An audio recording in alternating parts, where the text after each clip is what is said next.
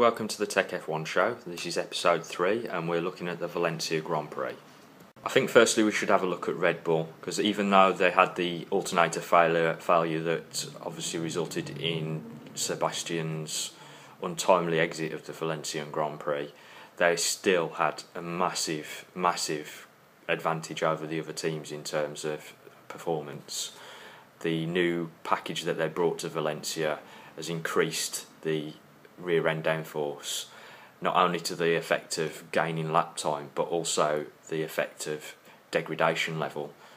With Vettel obviously out in front, he was always going to have less degradation on the tyres, but to go 7 more laps than Lewis is quite a feat in this Pirelli era.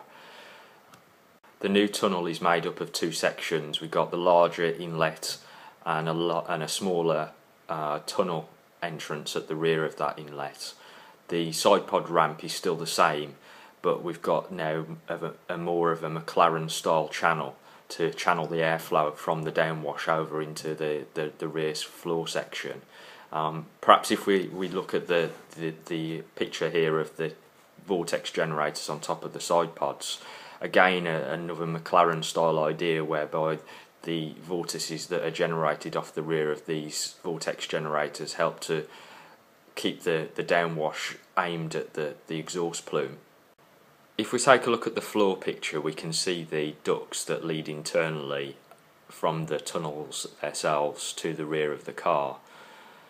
Firstly, I'd like to just say that there's 2 probable solutions to the way that the airflow is coming into the tunnel itself. The first one is that those 2 ducts merge the airflow and exit at the same point at the rear of the car. Or the other option is that the larger duct at the front vents into the engine cover itself and then exits through the cooling hole at the rear of the cover. That would then allow the smaller duct at the rear to exit its flow right into the diffuser path from the starter hole at the rear of the car, speeding up the diffuser process. The idea of the tunnel concept is to scavenge the air from around the side pod and stop it interacting with the exhaust plume itself. What you're doing is you're moving the airflow from around the side pod to the central section of the car.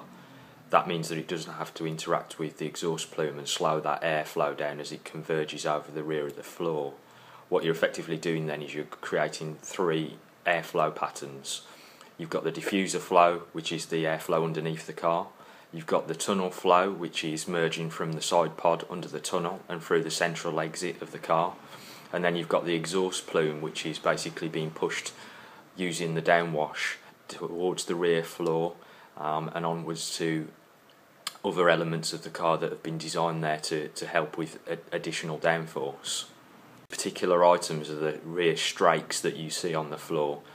Previously at Melbourne, at least, they ran with 1 strake, and more recently they've been trying 2.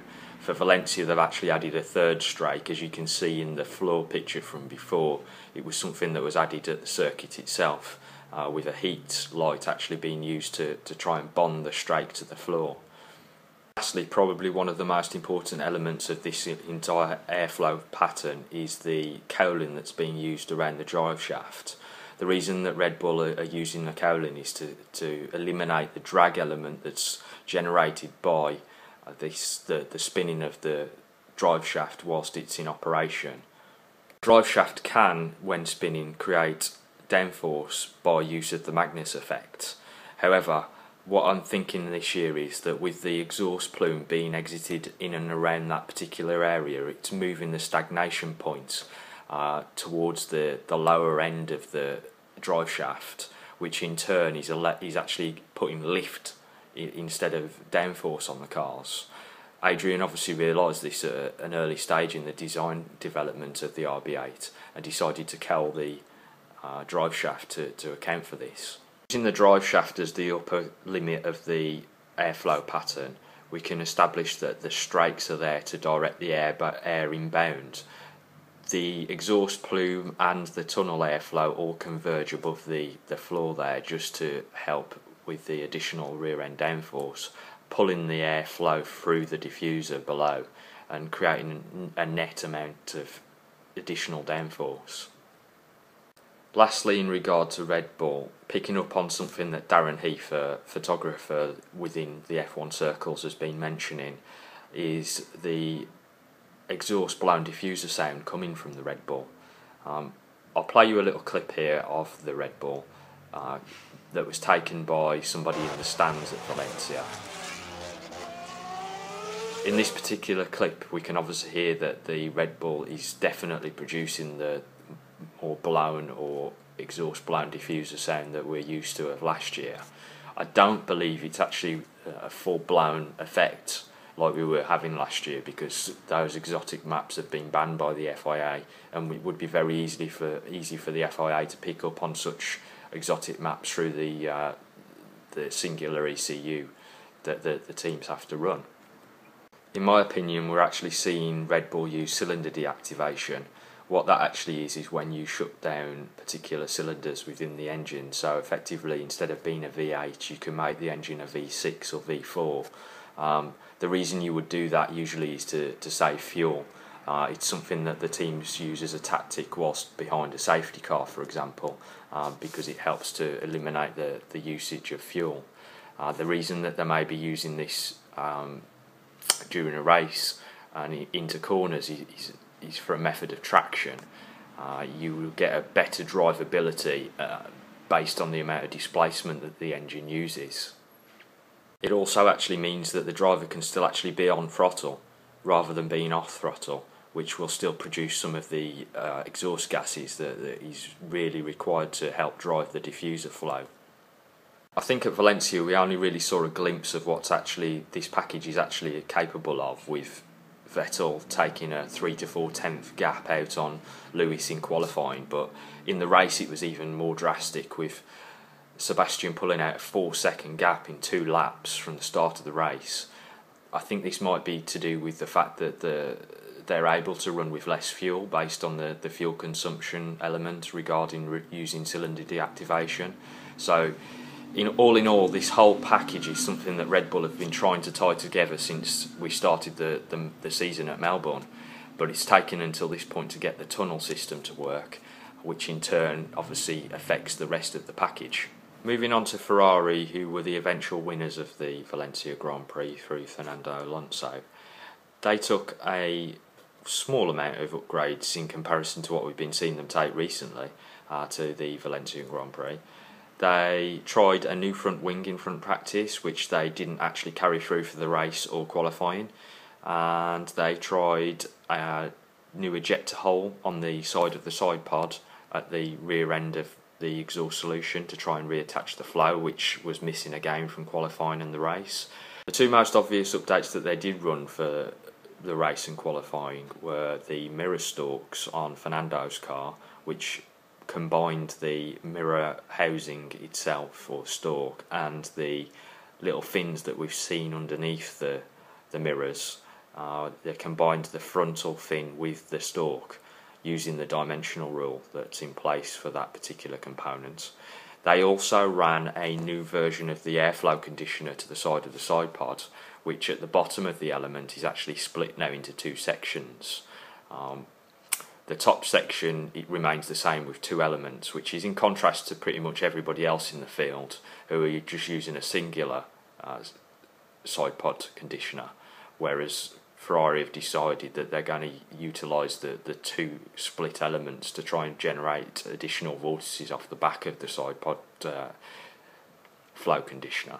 At the bottom end, it's been a merged component that literally just tried to turn the airflow, whereas now they've actually split that element to try and help the airflow through the flow conditioner and help with flow separation that's happening in front of the side pod and between the barge board. Once again, McLaren didn't bring too many updates to the Valencia Grand Prix, as they haven't over the last few races.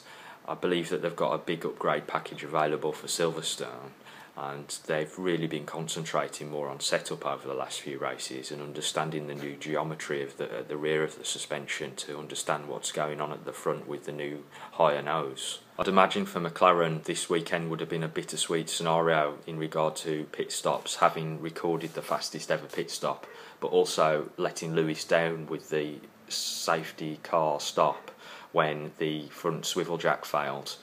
As the commentary said at the time, that swivel jack would probably have cost around the same amount of money as a Marussia would have.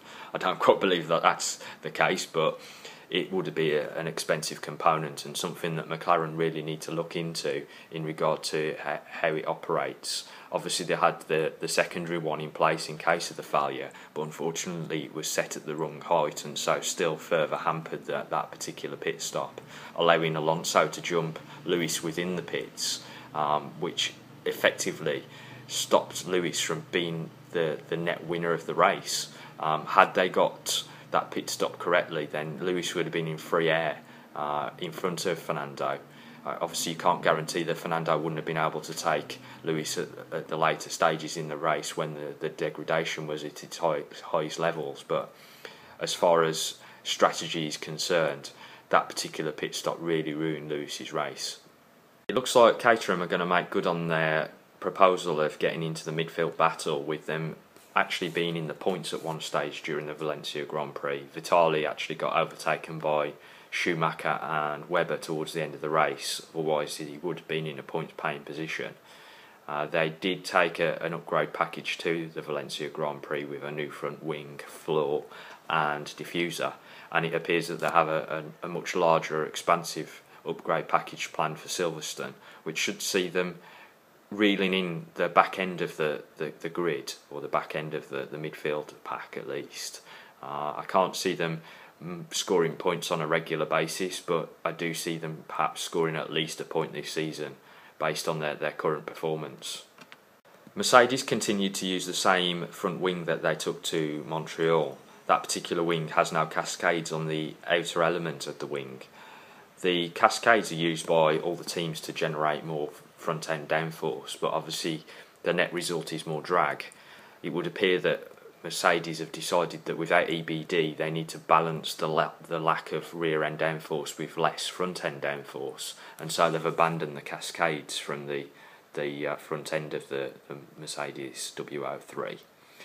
Also for Mercedes, they arrived with a new side pod vortex generator. That particular generator's only a singular one, whereas the other teams have obviously run twin elements, the likes of McLaren, Force India, Lotus, etc.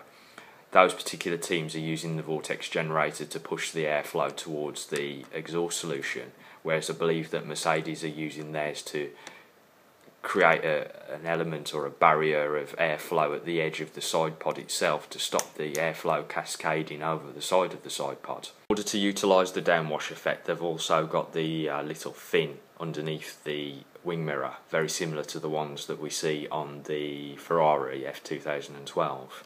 That particular fin will generate a vortice that will spiral over the top of the side pod and down towards the exhaust solution. And that's it for the Valencia episode of the Tech F1 show. We're back in 2 weeks' time for the Silverstone edition.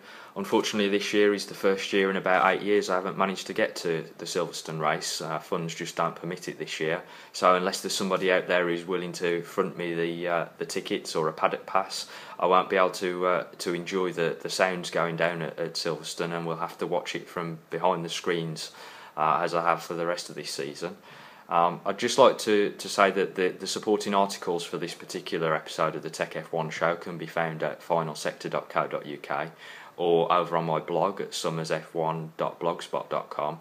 You can obviously also follow me on Twitter, as many of you do, which is @summersf1. And I'll see you in 2 weeks' time.